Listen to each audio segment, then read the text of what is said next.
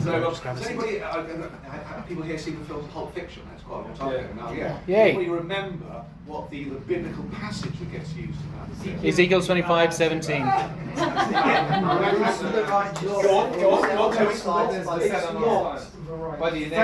Thank you. It's not. It's actually they kind of made up. There is an Ezekiel 25:17, but they kind of made it all up. Anyway, in this poem, Ezekiel has been to see the film Pulp Fiction. Yes, I am Ezekiel, and yes, I have seen Pulp Fiction. I will tell you about it. It was the fall of 1994, 3 years after the Cold War. Those days, not much need for my kind of pessimism. So when I heard the movie used words from my prophecy, I was flabbergasted. Took myself off to the flicks. I would guess at least one of you here can mimic some of the scene. John Travolta and Samuel L. Jackson stroll into the apartment of Brad, a nervous young man who's double-crossed the gangland boss. Jackson raises his revolver, renders Ezekiel 25:17, then lays down vengeance. Afterwards, I sat in a diner, rigid and speechless. It wasn't just that scene. I hated the whole movie. The casual brutality, needless obscenity, the drugged-up stupidity, the sexuality. I looked one way, then the other. On the next table, I saw the likenesses of Samuel P. Huntingdon and Francis Fukuyama, two acclaimed academics of the moment. Fukuyama, sipping a strawberry milkshake, posited that Jackson's resolution at the finality of the movie, to fulfill Ezekiel's prophecy of the finder of lost children, was a metaphor for the role of the United States in the triumph of liberal democracy. I clapped my hands, stamped my foot, leaned over and shouted, "I never uttered that garbage about the finder of lost children. It's an accretion added in by a producer to give some kind of grandeur to two gunmen more concerned by the naming of a hamburger than the collateral loss of human life." The man I took to be Samuel P. Huntingdon must have recognised me, because he put down his flavoured Coke and spoke senatorially.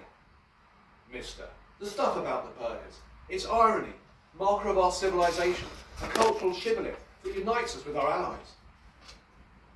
The Spirit of the Lord came down upon me. I leapt up onto the red Formica table, ripped out what remained of my hair, pointed my finger at everyone in the diner and screamed, "See how my hair is scattered? One day your children will all be scattered." That got me an involuntary commitment to a psychiatric institution on the grounds of perceptual abnormalities. I would call them visions, delusional grandiosity. Well, I am a holy prophet, and violently sexual thoughts. These days, when I open the Bible and read what I wrote, I can understand that concern. Misogyny in chapters 16 and 23, for example, but listen to this. My country had been conquered by the world's first superpower. I'd witnessed all the horrors of war. You should not need me to remind you what those are. Then, transported to a foreign land, I'd been made to kneel before gods that were not my gods, and to sip on a culture that I found ridiculous. Of course I had dark thoughts.